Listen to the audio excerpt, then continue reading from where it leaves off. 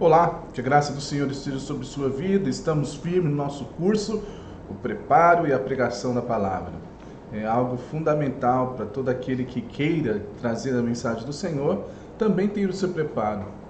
Com isso não quero dizer que o fato de uma pessoa que foi encarregada de pregar a palavra, se não tiver um preparo, não vai pregar? Não, claro que não. Porque quem faz isso é o Espírito Santo na nossa vida. Mas, se tivermos um preparo, claro que isso vai ser muito melhor e a gente faremos com muito mais facilidade essa tarefa tão importante que é da pregação da palavra. E como eu tenho falado, para mim é um fator essencial. Hoje nós vamos falar sobre a segunda parte da hermenêutica, ou seja, como que nós interpretamos a palavra de Deus. Existem regras, como a gente já viu na aula anterior, e hoje nós vamos continuar. O que a gente precisa então para interpretar o texto? Como que a gente pode fazer isso da melhor forma possível? Primeiro, é claro, você deve saber qual é o significado gramatical das palavras. O que isso significa? Você vai olhar a palavra e vai dizer o seguinte: bom, o que quer dizer esse texto, essa palavra? Exemplo, vou dar para você Romanos 10:9. Se com tua boca confessares que Jesus é Senhor e em teu coração creres que Deus ressuscitou dos mortos, serás salvo. Pegamos a palavra Senhor. A palavra Senhor ali escrita é Kyrios no grego, que significa exatamente a mesma equivalência do que El Shaddai, El, que são expressões em hebraico que significa Deus e Todo-Poderoso. Essa palavra, então, a gente já entendeu o significado dela. Já sabemos qual é, no caso, a tradução. O segundo aspecto que você precisa saber dessa palavra, que você possa, então, saber interpretar bem, é que quando os ouvintes daquela época escutavam essa palavra, o que eles entendiam? Porque vale lembrar que nós estamos distante do tempo bíblico. Cronologicamente, nós estamos aí quase 2.000 anos à frente, depois. Estamos também a questão geográfica, ou seja, nós estamos aqui no Ocidente e ela no Oriente. A questão cultural é totalmente diferente e também a questão linguística. Então, por isso que é muito importante que eu preciso entender quando aquelas pessoas ouviam essa palavra, o que eles entendiam. Vale lembrar que o apóstolo Paulo está escrevendo aos romanos. Então, o que os romanos entendiam sobre a palavra Senhor? Existia o imperador César. Ele era o Senhor. Essa palavra era utilizada para ele. O que significava então para o romano? Que quando alguém era o seu Senhor, ele tinha o total controle de sua vida. Então eu preciso entender esses dois aspectos, porque vai me dar um entendimento melhor, até em respeito à minha doutrina acerca da salvação. Então uma pessoa não é salva somente por ela levantar a mão. Ela é salva a partir do momento que ela tem a sua vida totalmente controlada pelo Senhor Jesus, porque ela confessou Jesus Cristo como o Senhor da sua vida. Outro aspecto que eu preciso saber, quando eu estou olhando o texto, é como que o ambiente cultural influenciou ou de certa forma afetou o que está sendo escrito. Um exemplo disso nós temos na 1ª carta aos Coríntios, capítulo 11, sobre a mulher usar o véu ou não cortar o cabelo. O ambiente cultural influenciou demais acerca do que Paulo direcionou para aquela igreja. Também outro aspecto importante que você saiba é qual é o estilo literário que está sendo escrito. E é exatamente sobre isso que nós vamos continuar no nosso vídeo. Nós vamos falar como que você pode interpretar da melhor forma os estilos literários da palavra de Deus. O primeiro deles, claro, que a gente precisa falar é as leis. As leis, você sabe, estariam escritas nos 5 primeiros livros da Bíblia, ou grande parte delas, claro, porque por toda a Bíblia você tem mandamentos, você tem leis para cumprir. E quando eu estou analisando as leis, qual é o primeiro conceito que eu preciso saber? Eu preciso saber exatamente a diferença entre o que é puro e o que é impuro. É muito importante que você saiba a respeito disso. Você tem que ter plena consciência. E se a gente puder observar que o nosso tempo é um tempo do relativismo, quando a gente vai olhar para a lei, ela é absoluta. E principalmente as leis bíblicas são absolutas. Não há relativismo na Bíblia. E olha o tamanho esforço que nós temos que fazer. Então eu preciso saber claramente o que é certo e o que é errado. Ou poderíamos utilizar outra expressão de sagrado e profano. Então o que é certo, o que é errado? O que a Bíblia diz? O que essa lei está falando que é para fazer? E como consequência eu sei o que não é para fazer. Então o primeiro entendimento que eu preciso ter acerca, quando eu penso nas leis, é exatamente o entendimento do que é puro e do que é impuro. Algo também importante que você saiba é sobre os ritos sacrificiais. Ou seja, o que era sacrifício? Que sacrifício era esse? Quando que era feito? Então eu preciso conhecer acerca dos sacrifícios quando eu estou olhando as leis. E aí você tem Êxodo e Levítico que traz para nós um bom conteúdo a respeito do que é cada um daqueles sacrifícios. Ok? Então como que eu interpreto a lei? Quando eu olho para um texto e eu quero interpretar a lei, eu preciso investigar as bases teológicas daquele texto. Por exemplo, quando está ali, não matarás, então o que quer dizer sobre esse não matarás? O que essa lei implica também para mim? Implica só em não matar, mas também me traz a implicação de que eu preciso me esforçar o máximo para que aquela pessoa fique com vida. Não basta simplesmente não matar. Eu também preciso, de alguma forma, dar uma ajuda o suficiente para que aquelas pessoas se mantenham vivas. Um grande exemplo que a gente tem na Bíblia a respeito disso é a parábola do bom samaritano. O samaritano, ele passou ali, a gente sabe que passou o levita, passou o sacerdote, Jesus contando essa história, mas quem parou foi o samaritano. E ele faz o quê?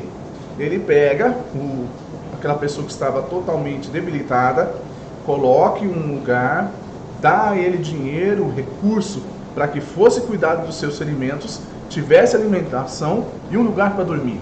Ele fez de tudo para que aquela pessoa se mantesse viva. A aplicação teológica, a investigação dessas bases teológicas de um simples não matarás é muito mais profundo do que a gente pensa. A gente também precisa, não só as bases teológicas, mas também eu preciso fazer o quê? Eu preciso comparar as leis de Jesus, o que Paulo disse, o que Tiago disse, o que João disse, para que eu possa então interpretar da melhor forma a lei. Vale lembrar que Jesus Cristo não veio desfazer a lei, mas ele veio cumprir. Ele veio dizer exatamente o que a lei disse e é assim que você deve fazer. Então eu preciso olhar na lei, voltar para o que Jesus disse, o que o Novo Testamento diz, para que eu tenha uma boa interpretação a respeito da lei. Um outro fator também que eu preciso levar em consideração quando eu analiso uma lei, principalmente na aplicação dela na vida de alguém, é exatamente saber se aquele tipo de lei, no caso, vamos pegar leis sacrificiais, se aplica para nós hoje. Então, você precisa fazer essa ponte entre a lei do passado e o de hoje. E aí você trazer a verdade que está atrás disso. Por isso, investigar as bases teológicas, ok? Vamos então para poesia. Como interpretar a poesia? Você precisa, em primeiro lugar, ter um pouquinho de entendimento sobre a poesia hebraica. A poesia hebraica traz para nós, sim, grandes desafios, porque através dela se criaram uma doutrina, entre elas a doutrina da confissão positiva. E a gente vai falar um pouco sobre isso. Alguns aspectos importantes que você deve saber sobre a poesia hebraica. Primeiro, ela é chamada de paralelismo e divide-se em que? Sinonímico, que quando o verso repete o primeiro verso com acréscimo de pouco ou nenhum significado. Nós temos o exemplo, quando a gente pensa nesse tipo de poesia, em Salmo capítulo 2, os versículos 2 a 4. Só para falar que você está no curso bíblico, eu nunca li um texto abrindo a Bíblia, eu vou então abrir a Bíblia para que você possa ver que estamos no curso de pregação bíblica. Ok? Bíblia, eu vou ler o texto. Diz assim: os reis da terra se levantam e os príncipes conspiram contra o Senhor e contra o seu ungido, dizendo: rompamos os seus laços e sacudamos de nós as suas algemas. Então olha só o que o texto está dizendo. Aí imagine que você estivesse pregando e você não levasse em consideração essa situação aqui.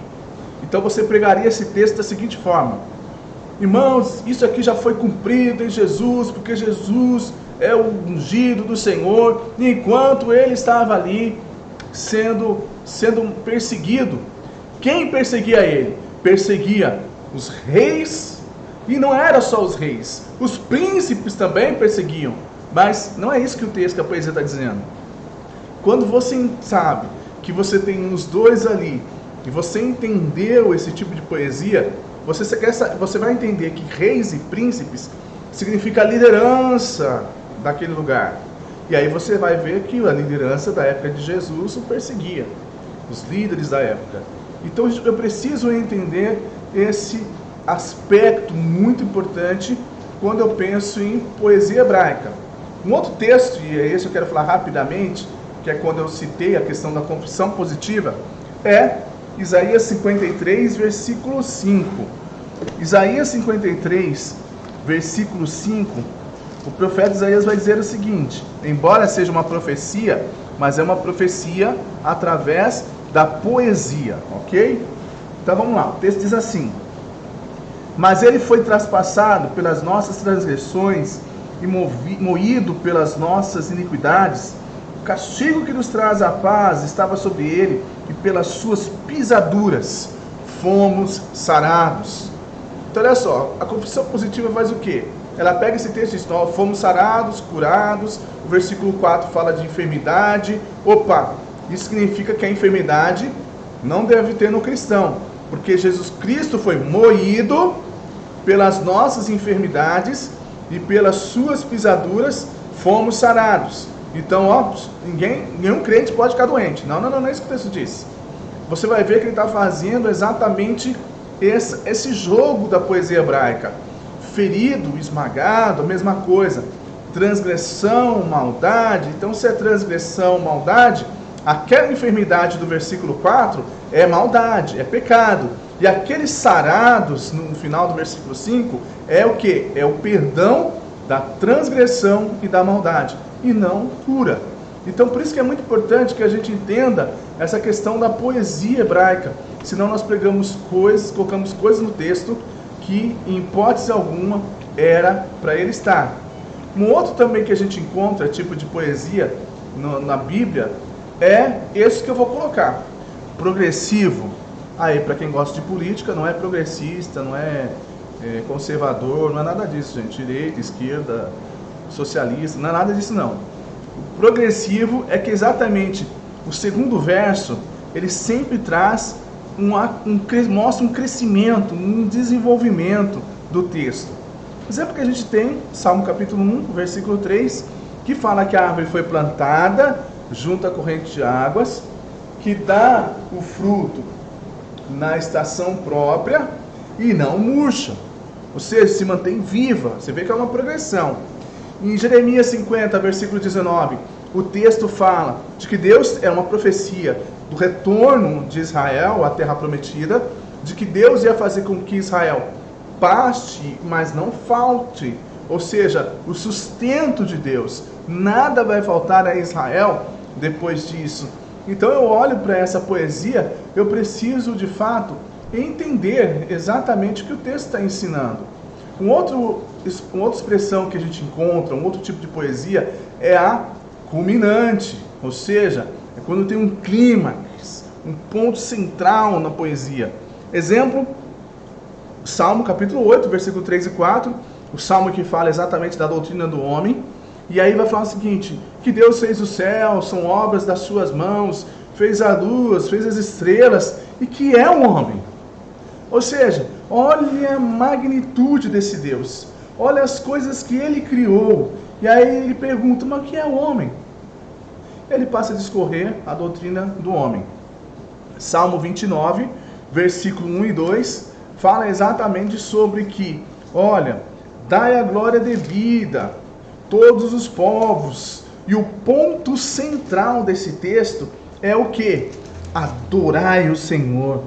Esse é o ponto central. Adore o Senhor. Tudo é o Salmo 29, 1 e 2, né? Tudo isso, ponto central, adorar a Deus. A chamada é para a adoração a Deus.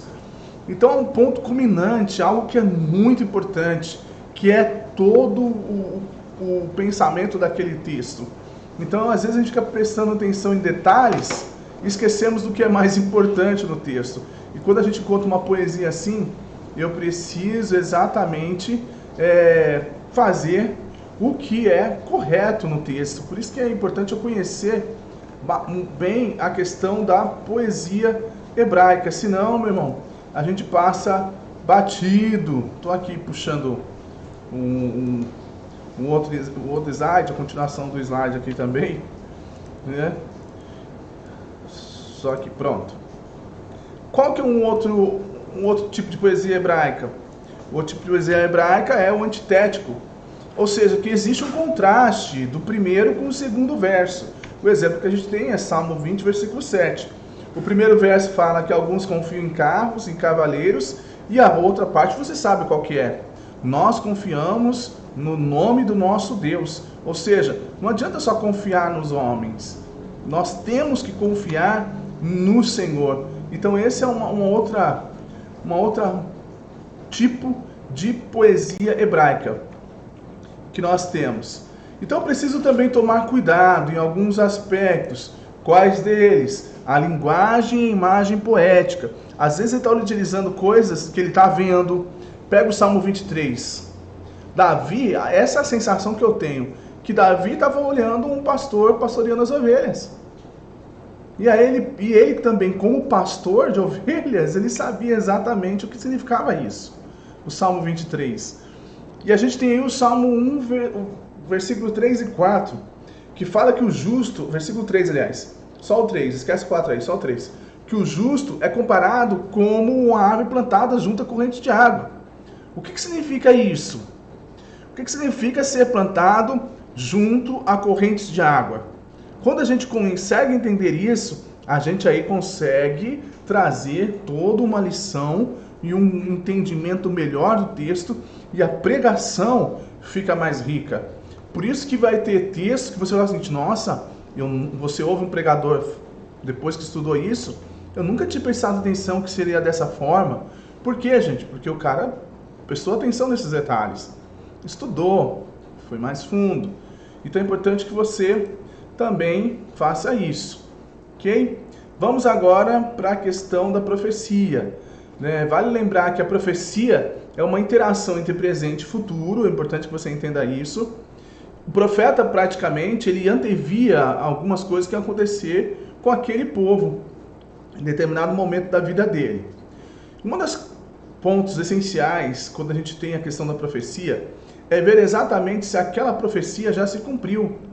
Vou dar dois exemplos para você. O primeiro é de Joel, capítulo 2, versículo 28 a 32, onde fala que os moços teriam visão, que os idosos e os velhos teriam força. Ela foi cumprida em Atos 2, no Pentecoste. Os próprios apóstolos dizem, olha, se cumpriu aquilo que o profeta disse. E aí ele repete essa profecia, ou seja, se cumpriu agora. Daniel 9, 27, que fala da questão do anticristo, de que ele ia entrar no templo, ia cessar os sacrifícios. Isso é um cumprimento que a gente chama de múltiplo. O que significa? Significa o seguinte, que se cumpriu com Epifânio, quando o Epifânio entra no templo antes de Cristo, se cumpre no ano 70, e se você é pré-milenista, pré-tribulacionista como eu, então você vai também entender que essa profecia vai se cumprir no período da grande tribulação, quando o anticristo ele vai encerrar os sacrifícios que vão estar sendo novamente feitos pelos judeus no templo construído.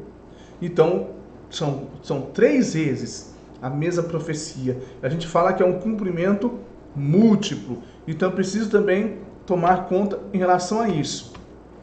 Como interpretar as profecias? Estude esse equilíbrio, entre o histórico e profético.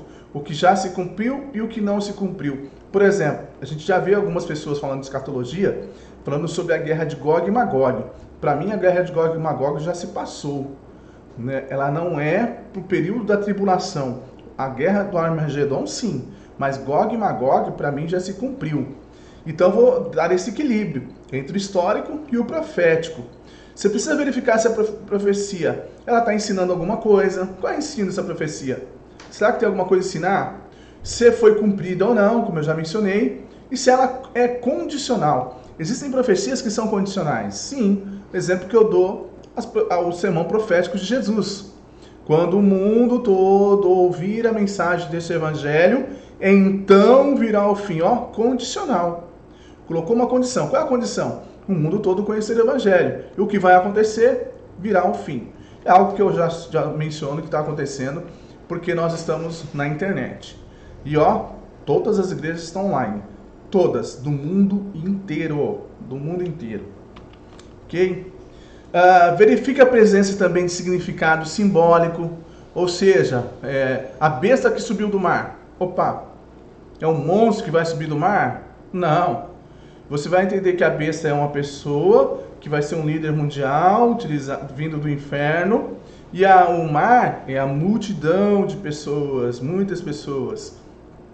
Eu preciso analisar também se existe algo que pode ser aplicado na igreja de hoje. Por exemplo, a profecia de 2 Crônicas 7,14. Se meu povo chame pelo meu nome, se humilhar e orar, eu perdoarei seus pecados, sarei sua terra. Se aplica à igreja de hoje? Sim ou não? Você precisa investigar isso. Ok? Agora, parábolas. Como que a gente interpreta as parábolas? De que forma? Bom, parábola era uma narrativa, né, uma história contada por Jesus Cristo que tinha um significado divino, tinha uma lição do reino de Deus sempre por trás, tinha uma moral, né? Qual é a moral dessa história? Então, sempre como resultado, o reino de Deus. Uma parte do que quando Jesus ensinava aqui, era através de parábola. Jesus ensinou por meio das parábolas, por meio de conversas e também por meio de pregações. Jesus utilizou esses 3 métodos para ensinar, ok? A mais legal dela é de conversas. O ano que vem eu vou fazer uma série, As Conversas de Jesus. É muito bacana você pegar as conversas de Jesus e ver os ensinos, muitos ensinos. Uma dica para você. Característica de uma parábola. Situações do cotidiano da vida das pessoas, tá? Eram histórias que as pessoas entendiam, viviam. Simples e descomplicada. Olha, você precisa entender quando Lucas fala que Jesus falava por parábola, que parecia que o povo não entendia. Não, o povo entendia as parábolas, tá? Era um único tema, ok? Ela não aborda vários temas. Então não adianta dizer o seguinte, bom, hoje eu vou falar sobre Rico e Lázaro. No domingo você vai falar assim, 2ª mensagem de Rico e Lázaro. 3ª mensagem de Rico e Lázaro. Não, gente, é só uma verdade. Só existe uma verdade nessa parábola, só existe um único tema. E você vai trabalhar o tema corretamente. Quando você observar repetições na parábola, preste bem atenção.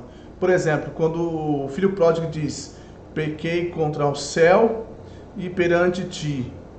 Né? Ou seja, são dois tipos de infração, uma contra o céu e outra contra o pai.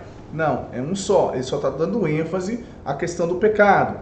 Quando fala lá da parábola dos 10 talentos, muito bem, servo bom e fiel, né? Quer dizer que ele era bom e fiel? Não, fiel. Ele só está dando ênfase à fidelidade da pessoa. Como eu interpreto? Primeiro, observe o cenário. Observe todo o cenário. O que está acontecendo nessa parábola? Quem são os personagens? O que aconteceu? Percebe isso. Qual é o ponto central da parábola? Qual que é o ensino verdadeiro dessa parábola? É a partir dele que nasce o seu sermão. Você vai relacionar o que está sendo ensinado na parábola com o que Jesus ensinou, tá? Você não vai tirar isso assim, eu acho que é isso. Não, o que Jesus ensinou? Essa parábola tem aqui, então Jesus ensinou isso em algum lugar. Você vai descobrir quem ensinou, tá? Contextualize a situação da vida moderna. Você vai trazer a aplicação ao nosso dia a dia, ok? Que é o papel fundamental do pregador, tá? Aplicar o texto da palavra de Deus na vida das pessoas. Então, isso que é para você estudar as parábolas. As cartas, pegar as cartas de Paulo, as cartas gerais, como que a gente interpreta as cartas? Estude o contexto. Você está lendo um texto, qual é o contexto dele? O que está envolvido aqui? Eu não posso utilizar um texto fora do contexto para um pretexto meu. Você não pode fazer isso, tá? Faz um mapeamento. O que diz Filipenses 1? Filipenses 2? Filipenses 3? Filipenses 4? O que está dizendo? O que está ensinando? Estude a gramática. Análise sintática. Quantos lembram disso? Morfológica. Então você vai fazer exatamente isso. Estude a gramática do texto. Você vai descobrir muita coisa, gente, muita coisa. Às vezes a pessoa não entende o texto exatamente porque não fez um estudo gramatical em português, porque a Bíblia está em português. Respeitou a norma do português. Então eu vou analisar bem o texto para que eu não entenda de forma errada. E a gente entendendo de forma errada, a gente destrói o texto, ok? Então estude a gramática. E por último, também é muito importante que você conheça o fundo histórico do texto. Sim, existem livros que falam sobre isso, que falam da questão histórica. Tem um livro que é conhecido como O Mundo do Novo Testamento. Esse livro, ele traz todo o conhecimento da época. Ele pega o conhecimento da época e traz assim, como que era o povo, né, antigamente, como que era a cidade daquele lugar, como que as pessoas viviam. Então assim, eu vou estudar ele, né, eu vou entender ele. E aí você tem alguns livros que ajudam muito, né? Essas introduções, livros de introdução, ajuda bastante. É o que eu estou pegando meus livros aqui para mostrar alguns, né? Então vamos lá. Você tem esse aqui, ó. Introdução do Antigo Testamento. Tá?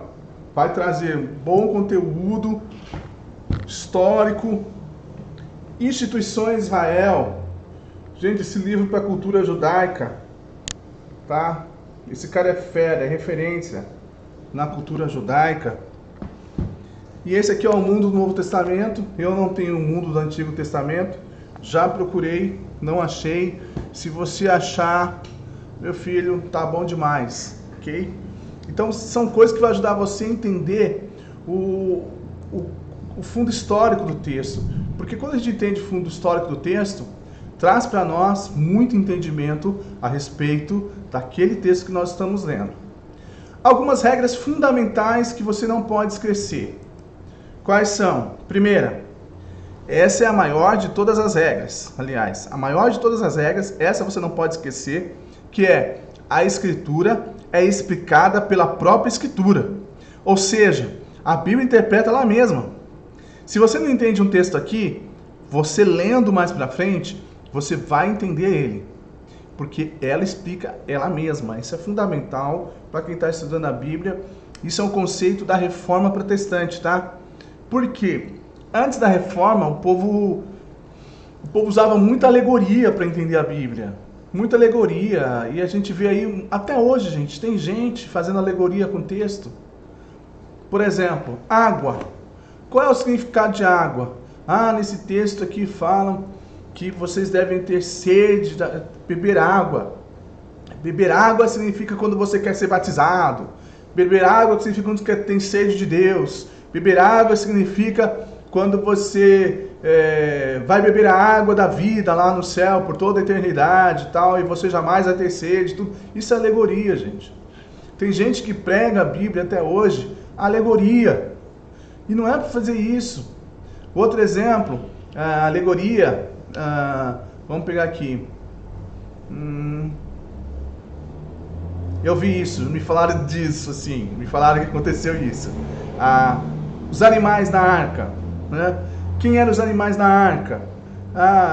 Na igreja existem vários tipos de animais da arca. Não, isso não pode acontecer, gente. Isso é interpretar a Bíblia de forma alegórica. É diferente de aplicação. Aplicação é uma coisa, interpretar a Bíblia alegoricamente é outra, totalmente diferente. Então isso precisa ficar muito claro, ok? Muito claro e diferente. Então a alegoria era utilizada, lá atrás. Pós-reforma é o que o texto me diz. É o que o texto me diz. Então eu preciso descobrir o que é que o texto me diz. Então essas regras precisam ser respeitadas, tá? Alegoria tem muito. Tem muito, tá? Esse dia eu estava vendo um dos novos tipos de pregação, é a temática expositiva. Eu não sei se isso existe, mas estão pregando assim. É temática expositiva, entendeu? E aí a pessoa pega o texto, fala o que ela quer, entendeu? Ela lê a Bíblia e sai falando um monte de coisa que ela quer. E não é assim. Eu preciso tirar o meu sermão do texto. É do texto que eu extraio ele, ok? Outra regra. É preciso, quanto seja possível, gente, tomar as palavras no seu sentido único. Entender a gramática da palavra, como que ela é utilizada. Tomar as palavras no sentido que indica o conjunto da frase. Por exemplo, a palavra mundo, em Salmo 24:1 é um jeito e Romanos 12:2 é outro. É necessário tomar as palavras no sentido indicado no contexto.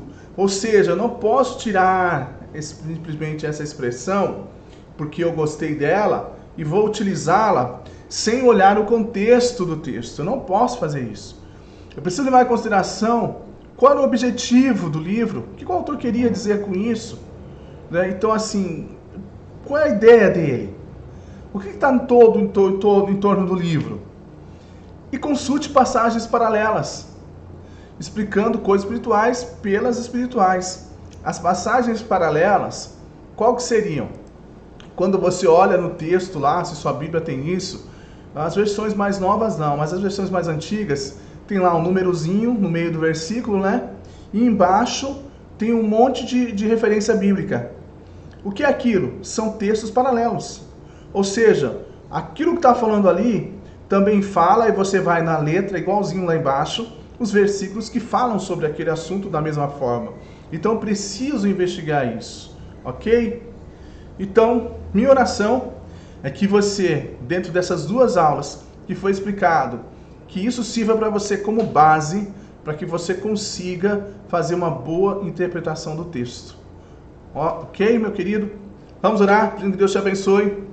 Pai, em nome de Jesus, eu quero pedir que o Senhor continue dando nossa sabedoria por meio do Teu Espírito Santo, para que possamos entender o que o Senhor diz, e não o que eu quero dizer, mas que aquilo que nós falarmos por meio da nossa pregação seja a voz do Senhor, que o Teu Espírito ilumine o nosso entendimento, para que possamos compreender as maravilhas da Tua lei. Te pedimos isso, Pai, no nome de Jesus. Amém. Amém. Amém, meu querido? Infelizmente, semana foi atrasado o vídeo. Tive alguns problemas, exatamente porque eu fiz de forma errada, mas agora está indo corretamente, você está me ouvindo. Mas semana que vem, segunda-feira, terça-feira, aliás, de manhã, já vai estar aí no nosso grupo de WhatsApp. Qualquer dúvida, pode colocar no nosso grupo de WhatsApp. Eu fiz o grupo exatamente para isso. Se você não tiver algum entendimento, não tiver entendimento a jeito do que eu falei, ou não ficou muito compreendido, você pode perguntar, que eu teria o maior prazer de responder para você no grupo, ok? Um abraço, fique com Deus, até o nosso próximo encontro.